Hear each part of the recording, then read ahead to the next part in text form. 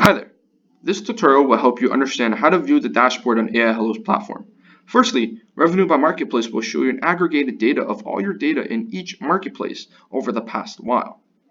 The time range you can change however you want by clicking the calendar button, and as you can see here, it's connected from July 16th to 26th, 2019.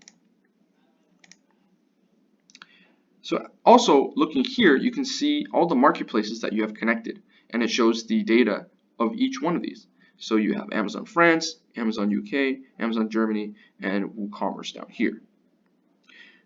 You can also connect more if you want, if you do business on, let's say, Shopify or any other platforms. So you can also, moving down, if you want a quick glance, here actually you can see all the revenues in dollars as opposed to the trend you see on the graph here. So if you want a quick glance, you can just see this compared to each other rather than seeing the trends relative to each other. So moving down here, you can see the orders that are fulfilled by Aihello. Here, there's no data for it, but if you go to Aihello status, you can see whether it's done through Amazon FBA, a 3PL, or a mix, or whatever. And the order status will either give confirmed, shipped, or delivered.